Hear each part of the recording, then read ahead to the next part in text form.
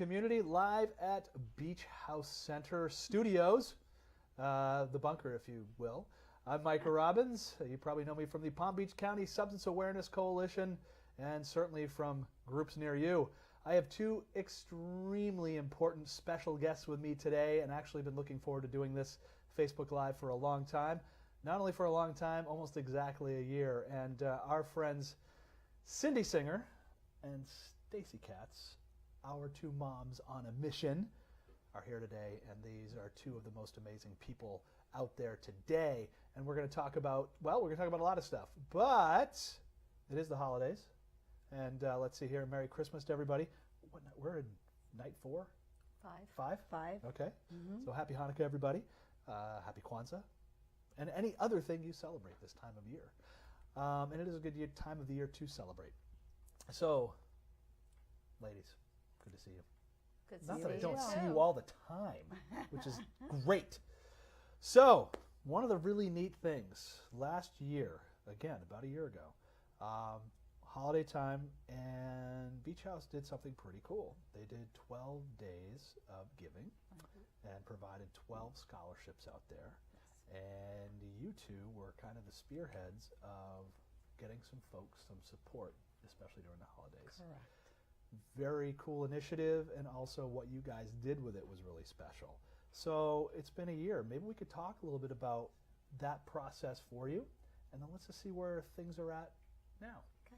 How's that sound?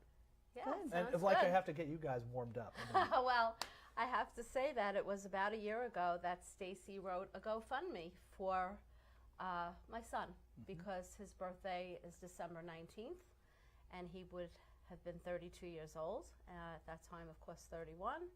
And as a special present for Rory, she decided to start a GoFundMe. And we had decided that we were going to take that money, if we raised any, and we were going to help people in early recovery, and we actually raised quite a bit. And that has come full circle, because let's see here, what was it, 3 weeks ago now? Not even that. You had your first big event. Yes. Yes. So share with us, that was pretty special. Share with us about that. So we decided to do a fundraising silent auction kind of a thing. And, you know, it's hard to coordinate some of those things sometimes, because you really don't know who's going to RSVP and who's going to come.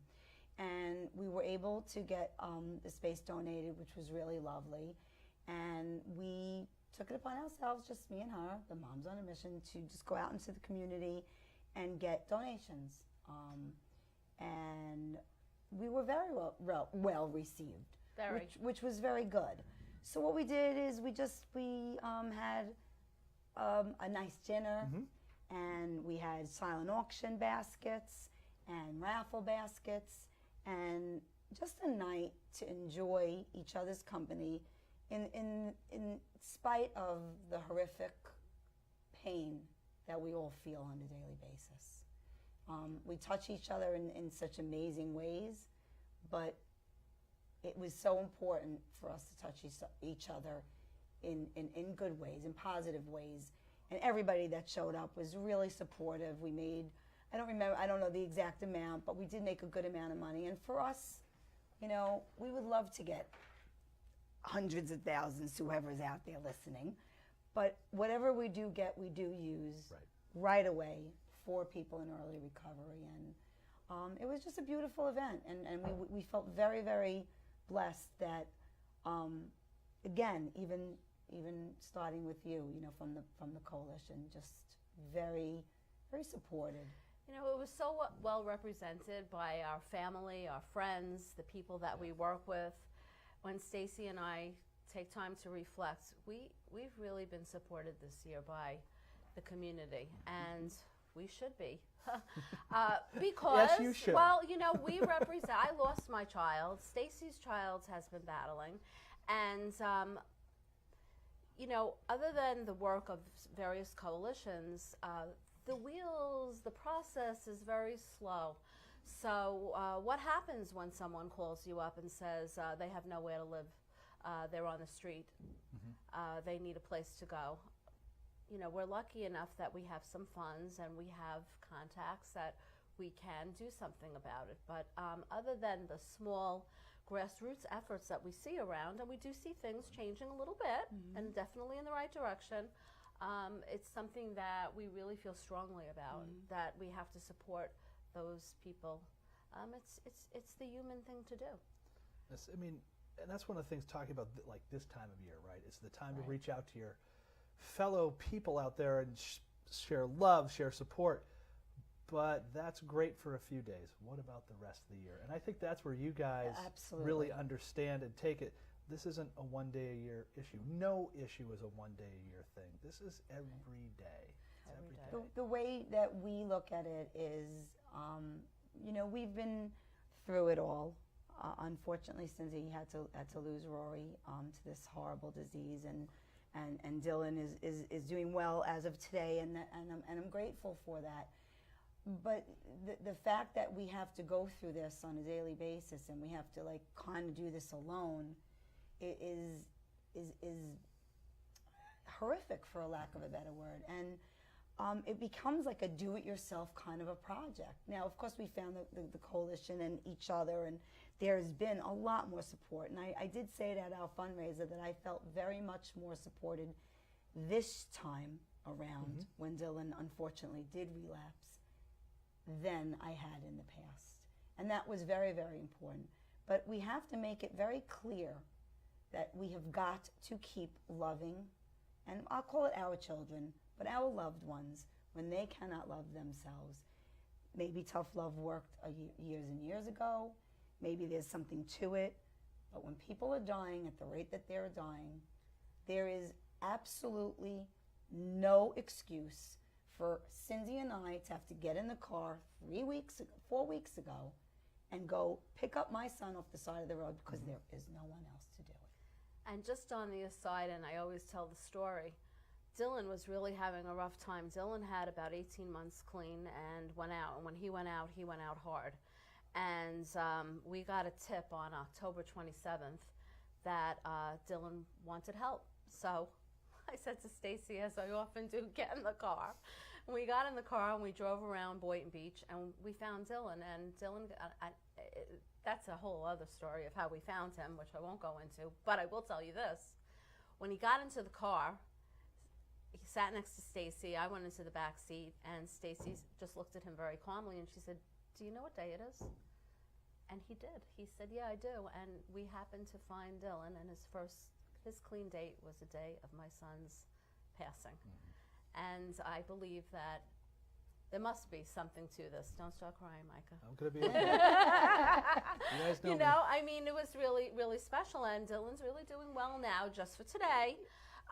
You know, and I'd like to just jump in right there because I want everybody to understand that we were told early on. Now I'm battling with this over 8 years, and Cindy also was so many years, and we were told, don't do this and don't do that and don't do that. And no, it's not normal to want to just get in your car and go find your kid and all that. And you know, there's going to be a movie out today with Julia Roberts, and she's going and she's finding a kid.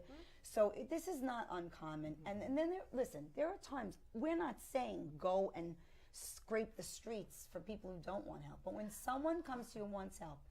So what happened is we got him out that night, and moving forward, I believe a couple of days later, I took him somewhere. I picked him up, and I brought him back to where he is staying now.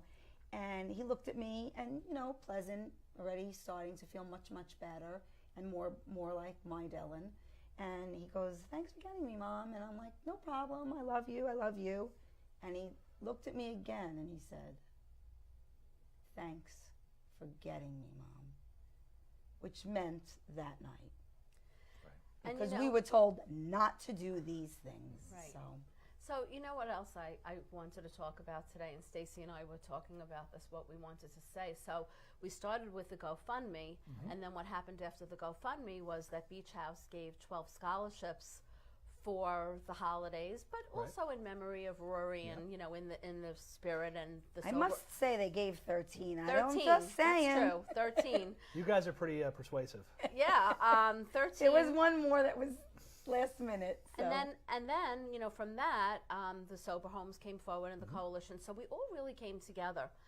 That was really special to us, and that began, I think, something that we all embraced, especially at the Palm Beach Coalition, is that we really need to work together and we really need to approach this as a community, and that it takes the moms and it takes everyone else, it takes the families, to get this going. And you know, here we are a year later, and I after we finished the fundraiser and we did well with it, and I said to Stacy, what about a second annual birthday present for Rory? So we put that up just about a week and a half ago, and people are donating. And we also, after last year, after the GoFundMe, we said, how are we going to sustain this, and how are we going to continue? And then we created a nonprofit called Our Two Sons.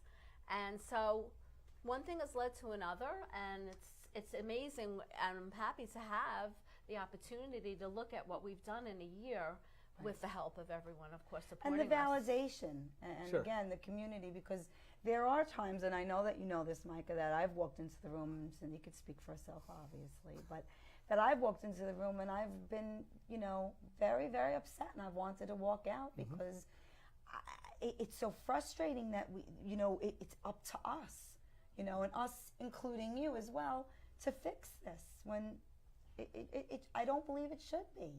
I really don't. And okay, we took it on, and we're not going to back off now. But being validated and cared for, and of course there's always going to be those little ones, but we're concentrating on staying in a very positive way, and very just turning a very horrible thing into a positive thing, because if we save lives, or we help people, or we love them, like, you know, oh, well, they're going to take advantage of you, or they're going to manipulate you. You know, we made it very clear early on. If someone manipulates us out of a week's rent for a sober home, I'm okay with it. I'm okay with it. You know, the other thing that we reflected on, obviously, in this year is that every person that went through the beach house is still alive. And I know, too, maybe the audience out there, they're like, well, what's the big deal? Well, when you're in an age of heroin and fentanyl and 77,000 deaths last year, it really is a big deal. So when you help people, it gives them the drive, perhaps, to continue going forward. I won't say that some of them haven't relapsed, but Stacy and I have kept tabs on them. Just a phone call, a text, how are you doing? What's going on in your life? And I really think that that makes a difference. Huge. You know, there's so many people out there, especially the young people, that are so disenfranchised from their families. Their families don't know what to do. So they've kind of said, we can't take anymore. You know, and I always say to Stacy, if I knew now, if I knew then, if I knew 3 years ago when my son passed away what I know now, I would have handled it very differently, but I didn't know. You didn't know. So I know now, and I can help other parents. And we get phone calls from parents all over the country all the time. And we try to help them, and sometimes we just talk them off the ledge, because it's really scary when your child, when you know you're this close to the end.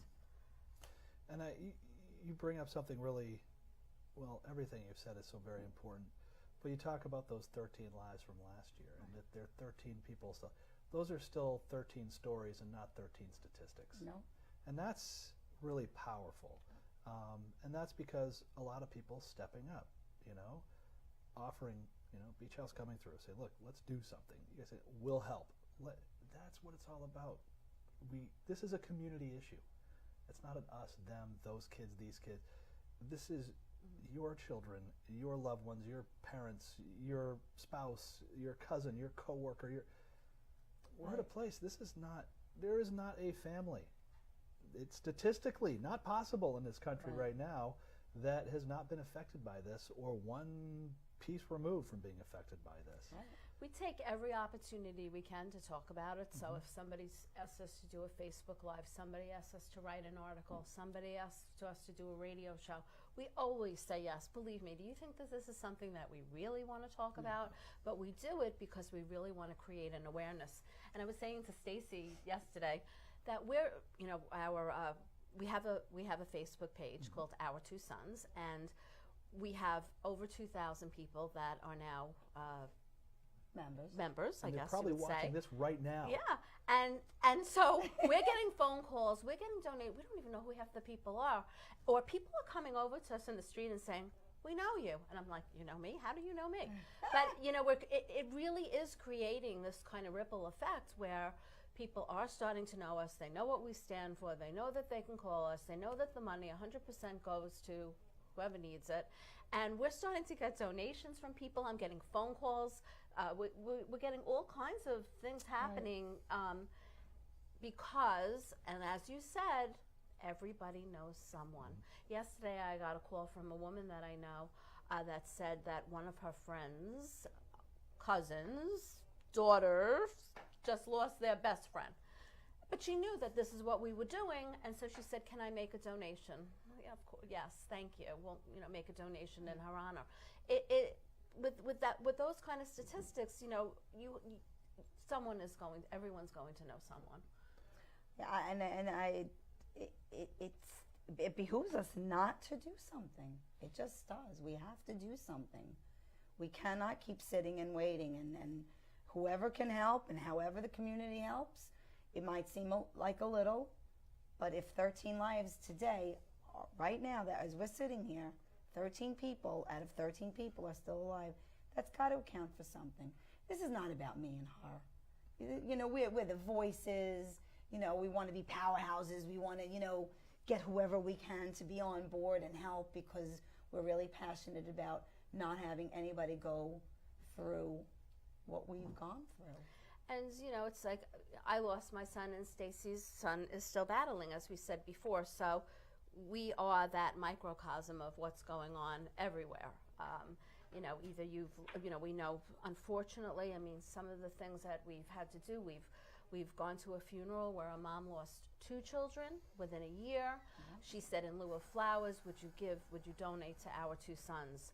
We've bought urns for people. But let's put it on the positive side too. We were able to work with a treatment center that helped pregnant women. Mm-hmm. And so now those women, whether through medically assisted treatment or sobriety, total sobriety, have managed to have children and start their lives. One family went back to their own family, and their families accepted them, so they've come full circle. Right. So there's been so many beautiful things that have happened this year. And we do have to keep reminding ourselves like that, yes, because it does get a little daunting sometimes. Because Stacey will call me and say, "I can't do this anymore," or I'll call her and say, I'm done. And then we both kind of push each other to keep going, to remind each other that there is a place for this and that we are helping people. And it's not of the magnitude that we would like, but it's something. You said the word, something. Because what's the other option? Nothing. And bringing more and more people into that, can you pull, people call you all the time. We get lots of calls. We talk to lots of people. Can you pick out one story from this past year that you heard from a parent, that you heard from someone that just maybe struck you a certain way? Any particular one you can think of? Oh my God, there's been so many. Well, I have to go back to that mom that calls us and said she just lost her second child, and that she wanted us. She wanted the money. She felt that flowers weren't going to do it, and she asked everyone. They bought a big donation box. They did a beautiful memorial, and Stacy and I went because it was someone in Florida. And when we were sitting there, and this mother was talking, she asked. She didn't ask us to come up, but I looked at Stacy, and Stacy looked at me, and we got up there and spoke. And probably was one of the hardest things that we had to do. Mm-hmm. Wouldn't you say? Yeah, that was definitely one of the most powerful, because even in her grief, she was ready to say, we cannot lose one other child. She was not sitting and saying, "Oh my God, I just lost 2. This is unacceptable, so I can't even face it." She was saying, "This is unacceptable, so I'll do whatever I can."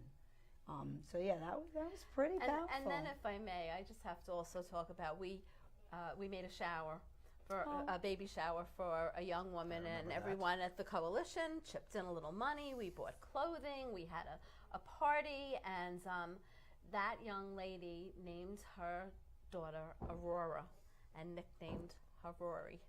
So that really stands out to me. I spoke to her yesterday for the first time because we're not going to like be on top of them, and but I said to Stacy, it's healthy boundaries. Right, we want healthy boundaries, and I said to Stacy, it's that time of year. Let's see if we can check in with some of the people that we've dealt with. And I called her yesterday, and she said, you really have to come and see Rory, and we bought a Rory blanket for her, and so for me, it really helps keep my son's memory alive. Right. It honors him, and I know that he's proud. And although Dylan sometimes says, Dylan will be a little bit sarcastic and like, what are you doing? You're trying to save the world? And Right. Stacy will say, yeah, we are.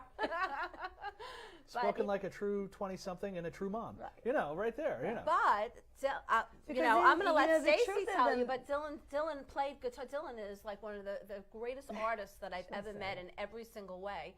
And he played at our fundraiser. He was there to play at our fundraiser. To me, that just threw me over the edge. He wasn't, because as the way it was going, he was not going to be there. We didn't even know if he was going Because to be alive. he was just out and about. Right. No, we Right? didn't. We did not know. It was very, very bad. It just was. So, and even for him, when he says things like, you're going to save the world, it almost is that he's so worried about what I've put him through. What he's put me through, that he doesn't want me to keep saving people. He wants me to do for myself. So even that becomes, I joke with him all the time. We have a very great sense of humor and all that. But I'm like, will the real Dylan please stand up, Oh, now you're a real boy, And that's a part of him. That there he is. When he showed up to the event, that was the Dylan that I know. You guys give and give and give and give and give and give. What are some things that you're able to do for yourselves to maintain that energy? Because that self-care thing is, you really want to know. So, but what are some of those strategies? Because a lot of families are out there, and there's a lot of groups offering amazing support, and it comes from a very personal place, comes from a very passionate place. That energy to find and where it comes from is a challenge. But how do you maintain that, and how do you maintain sort of yourself within all of that? Well, we talk about 50 times a day, so we motivate each other. We have a lot of sense of humor about a very, very horrible subject, and probably if people heard some of the things that we said, they would think that we were crazy. But it does. It kind of just takes the edge off, because some of the things that we've seen and heard have been so off the charts that we lighten it up. We do the best we can to just be friends and support each other. And I think also, Stacy and I are very lucky, and my mom's sitting out there, and I'm not just saying that because she's out there, but Stacy and I have wonderful families that are very, very supportive of us, and that really helps. And I think that, for me, starting at the coalition, when I would come and when I would come to the meetings, and you would laugh because I would walk around with my EOBs in the meetings because I was raring to go to fix the world and bag. And then I slowly left them home. I felt that I was able to learn, as though we know sometimes we don't. It's not as quick as we'd like. I'm learning a lot. I feel, again, validated. I feel knowledgeable. I feel that if someone calls me, I can give decent advice, not just textbook advice, because it's just not. We're very individual, and every child is very individual. And talking people off the ledges, it's very important, because I didn't have any of that in the beginning, so I guess we have that now. So that's a good thing that happened out of this, out of a terrible thing, a beautiful thing. And her family's become like my family. My family's become like hers. She treats Dylan like her own. When we picked him up that night, I'm sitting in the car like, she's like, nothing. I'm great. I'm like shaking and holding him and kissing him, and he's kissing me back, and you know, we're very yin yang. And whose voice did he hear over the top of everybody? I know the story, right? Who's yelling out at you? What, you want me to tell the story? This is good stuff. Well, you know, we were driving around for a few hours looking for Dylan. And, you know, I was going to also mention that for me, you know, what helps? My spirituality helps, right. My connectedness to the community, therapy, individual therapy, and not talking just Stacy's about this. Therapy. And not just Stacy. But, well... That's another story, but anyhow, so you know, my spiritual leader always said to me, "Would it be so hard to believe that Rory is, you know, maybe he's in a different frequency, but he's still around you?" And I said, "I would like to believe that, but my intellectual mind sometimes is a little challenged in that way." And you know, my spiritual leader has a very Buddhist kind of tendencies, so thinks of you know, animals that come back and people who come back as different things. And so when Stacy and I were in the car looking for Dylan, we were out of our minds after 2.5 hours, and I was starting to get really nervous that we weren't going to find him. And we, as I said, no, you know, joking aside, I was very fearful for his life, and so was Stacy at that point. And we're driving in a black car, and all of a sudden, as we're driving, this big palmetto bug starts crawling across the car. And I said to Stacy, "Do you see what I see?" Now again, you have to understand the warped sense of humor starts coming in, because you just, how else do you deal with such horrific situations but through humor? So I started screaming, Rory, is that you? Is that you? Rory, if that's you, we really need to help. We have to find Dylan. We have to find him. So we go around the block a couple more times. She's like, you know, Stacy's like, if you need to be with somebody who can be calm in a situation, it's this woman. This one gets a little crazy. So we go around the bend a few times, and then I said to her, "Do you mind if I open the window and I yell out Dylan?" She goes, "Go ahead." So I open the window and I'm saying, "Dylan, Dylan, Dylan, if you hear me, please come out." We turn the corner and Dylan is standing there, and I'm like, "No." I said to Stacy, "Is that Dylan?" And I said, "Yes." And she just looks at me. She says, "Yeah," like that. So Yeah. I said, "Stop the car." Well, she stopped the car, and I jump out, and I'm shaking, and I grab. I don't even believe it's him. I'm like, is this a real thing that I'm seeing, or is this just like a mirage? You know. So I touched Dylan, and I said to Dylan, "Get in the car," because that's what I always say. So I said to him, "Go in the car and sit in front. Sit with your mother." Stacy goes, "No, let him sit in the back." I said, "No." So I jumped into the back of the car, and you know, it was at that time that, you know, we were all happy to see Dylan. Dylan was happy to be there, and thank goodness from that moment on, he's had some clean time just for today. But right. And we will do these kinds of things for others. Just so happened it happened to be her son. Dylan this time. Yeah. You know, and unfortunately, I mean, and I'm not going to go too far into a negative. You know, the system has failed myself and Dylan many times, and it's very, very disheartening to me. And I wish I could fix that, but right now, I guess this is the better thing to do, the more positive thing to do. And if at any point in time other things could be changed, I'd like that as well. They're still not being treated correctly. And I say they, I don't mean that in a negative way. People who are in active addiction, people who need help they're just not being treated correctly. So if I'm going to get in the car, or someone's going to call me and I'm going to go meet someone and she's going to go meet someone, I'm certainly not going to be scolding them if they want my help.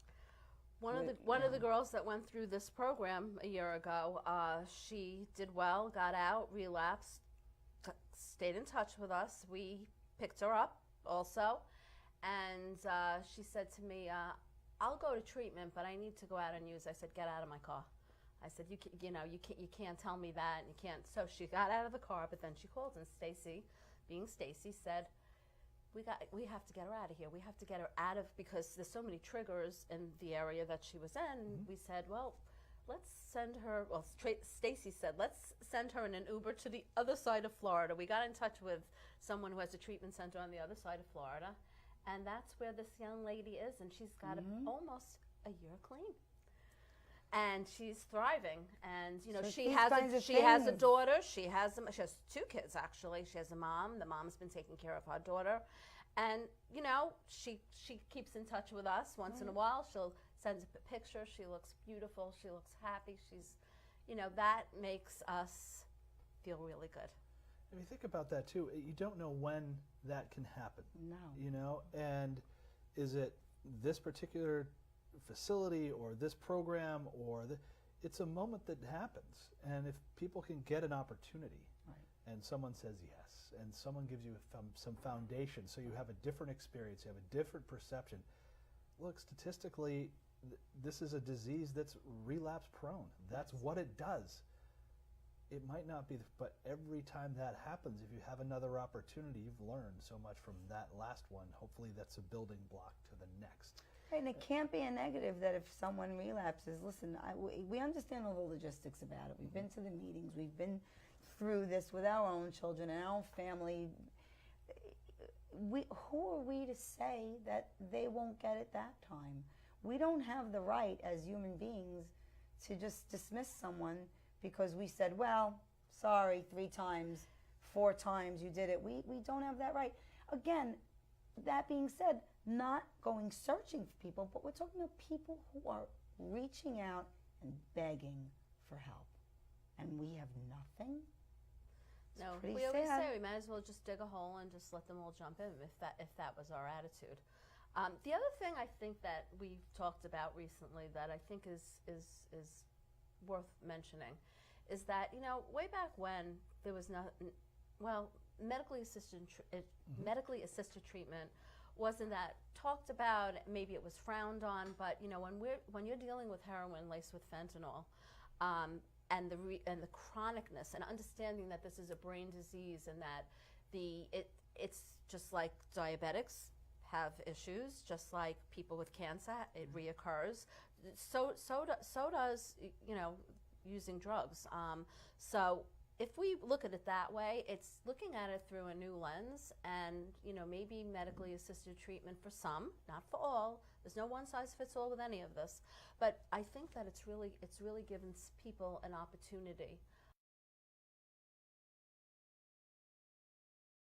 That's one of the most, I don't say it's controversial, it's definitely, it's important that it gets talked about. Right. And there is no one answer. Absolutely. And those that work within this space know that you got to find whatever's going to work. There are some things that have certainly been proven time and time again to be very effective over time, and certainly those in the 12-step community have dozens and dozens of years and millions of people. This is slightly different, so we're learning more and more every day, which is good. There's 2 parts of that. We're learning more and more every day, but we're also getting thrown more and more at us every day. So every time we get some understanding on one substance, hey, let's change the formula and throw it right back at you. So this is going to be an evolving process. And you know, speaking from a prevention side and a coalition side of things, I'm a positive person, and I try to go at this every day. But you know, I know in the back of my mind we might see things get a little worse before they get better. But that's when the work starts. You know, we might see a little success, and I think that feels good. But that's also an opportunity to say, okay, let's get us ready for what's next. And if we don't have this community component, if we don't have a treatment environment, if we don't have a faith-based community, if we don't have families understanding what's happening to their families, we're never getting out of this. And it's like any other health crisis. There has to be a path out, and we all have to agree to be on the path. And we all have to be, you know, a lot of times we'll send our loved ones to a treatment facility or where, you know, whatever it may be. And, you know, it's all about, you know, you change. And, you know, I would say a lot, like one day I had to ask myself, like, I have to change a little bit too. I have to be willing to change some of my behaviors too. Not that all of them were bad, maybe they were, maybe they weren't, but we have to be able to all look at ourselves, because if it is truly a family disease, what are we going to do? We cannot just send them, even if they have a scholarship, if they have insurance, pay money, whatever it is, fix them and come back. It just doesn't work that way. We've got to be involved. and we've got to love them. You know, I don't know where it started that I was told, and it was clear to me, you know, kick him out. It was just so cruel. And I, you know, I started to listen, and then I realized that, you know, that's not going to work. I looked my son square in the face. I said, when you opened your eyes until the day I close mine, you are my son, and I will do whatever it takes. When you talk about love and connection and those elements, those are the things that science usually doesn't look at, but we know that that's the special sauce. You know, we can have all the modalities in the world, and they are very effective. If someone doesn't feel connected to themselves, connected to others, connected to what the work they're doing, we're going to be sitting here having this And conversation. that is definitely something we can do. Yeah. And you know, the other thing that my daughters always remind me is that, you know, you kind of asked me, you know, what kept me going. And I have 2 daughters, and I have a granddaughter, and I thought, you know, what difference is it going to make to them about the way that I handle myself during this now? Because they lost their brother. Right. And it wasn't only me losing my son. Although I have to say that losing a child is something that I don't wish on my worst enemy. I don't wish on anyone. It redefines you. It makes you really dig deep and figure out how you're going to handle this. And for me, it was that I'm a former middle school principal. Stacy's a former New York City police officer. You 2 are from New York? We No. are, can you tell? So, you know, it was always about the young people. It was always about what we could do to help them, what we could do to support them. And I had to realize that I had 2 daughters that needed support too, and it wasn't only just about me, and that I had to really think about what was going to help them. And they've come on board too. They get involved in fundraising and in speaking and giving awareness to their friends. Their friends' parents have lost kids. They reach out to them. It's just pervasive, you know. It really is. So that's, you know, one of the things that we do is we take it outside of ourselves a little bit, and just think about others. We're here to help others. And some of those others you work with, those families, what are you seeing different after you've interacted with some of these families? What are you seeing different about them?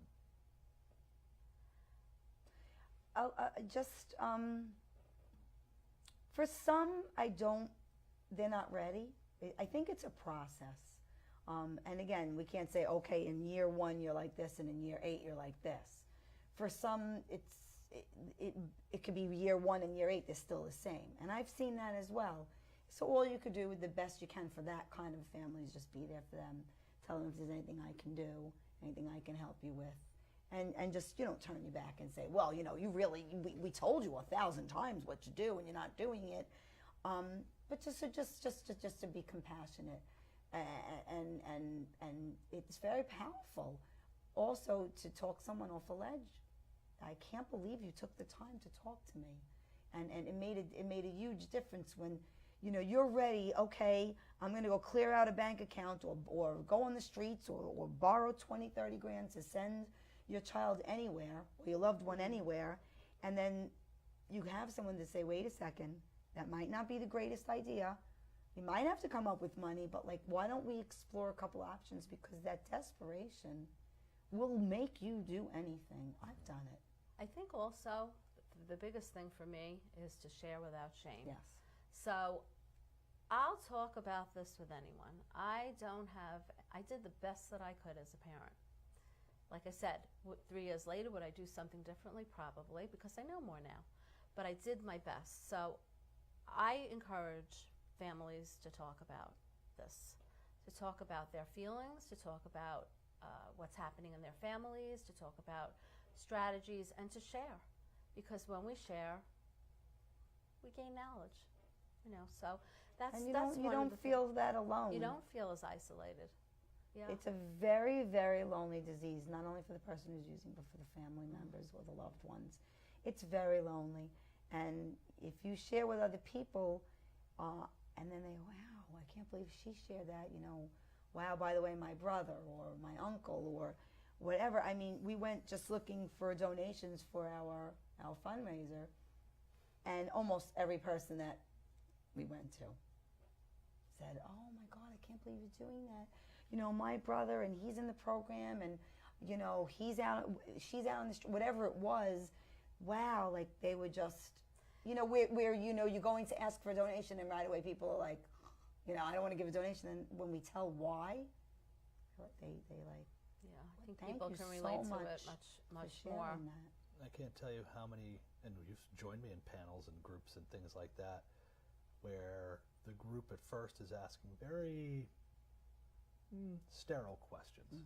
You know, tell me more about this fentanyl, and you know, those types of things. Right. Then as they're hearing and then hearing people talk, then by the end of it, you notice, hey, so and so, my son, my daughter, they do want to talk. They need that opportunity to talk.